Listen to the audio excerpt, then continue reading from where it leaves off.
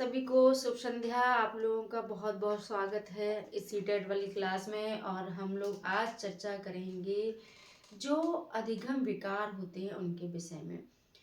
विकार आपने देखा, बीमारियां बीमारियां इंसान में हैं, बहुत सारी बीमारियां चल रही हैं, तो उनका कोई कोई नाम होता है।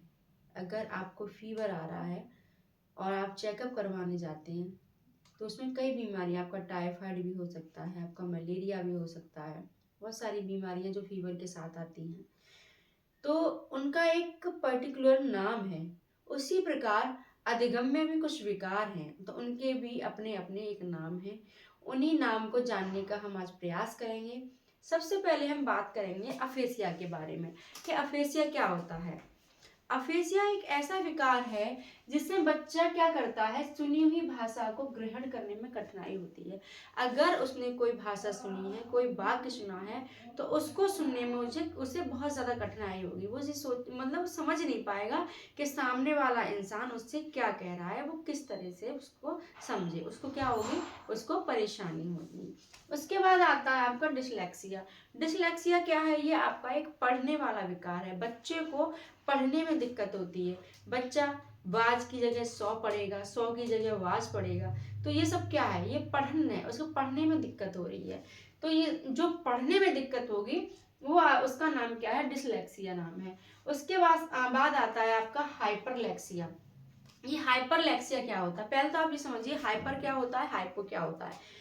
अगर किसी चीज की बढ़ोतरी हो रही है तो वो आपका हाइपर होगा, और किसी चीज की अगर कमी हो रही है तो वो आपका हाइपो होगा। तो ये है आपका हाइपरलेक्सिया। इसमें क्या है?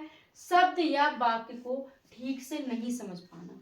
बच्चा क्या करता है? बच्चा किसी भी शब्द को, किसी वाक्य को ठीक से नहीं समझ पाता है। जब उसको वाक्य और शब्दों को समझने में कठिनाइयां होने लगे तो वो आपका हाइपरलेक्सिया कहा जाएगा। उसके बाद आता है आपका डिसग्राफ। ग्राफ बनाते हैं, डिसग्राफ, ग्राफ से समझ लीजिए कि ये आपका क्या है? लेखन संबंधी विकार है। इसमें बच्चा क्या करता है कि इसमें उसमें लिखने में उसको कठिनाइयां बहुत होती हैं। तो ये क्या है? आपका डिसग्राफिया। अगर आ जाता है क्वेश्चन लेखन संबंधी विकार को हम क्या कहेंगे, तो उसको हम कहेंगे डिसग्राफिया। उसके बाद आता है आपका डिसकैलकुलिया। गणित में क्या यूज करते हो? कैलकुलेटर यूज करते हो, तो उसी कैलकुलेटर से समझ लीजिए डिसकैलकुलिया होगा। और डिसकैलकुलिया आ जाए तो गणित है, तो गणित संबंधी विकार क्या कहलाएगा? डिसकैलकुलिया कहलाएगा। उसमें बच्चा क्या करता है? 4 9 36 लिखा, 4 9 36 होता है, बट उसकी जगह उसने बच्चे ने क्या लिख दिया? 63 लिख दिया, जो कि उसका रॉन्ग हो गया। तो ये क्या होगा? ये उसको गणित में कठिनाई हो रही है, गणित को समझने में कठिनाई हो रही है।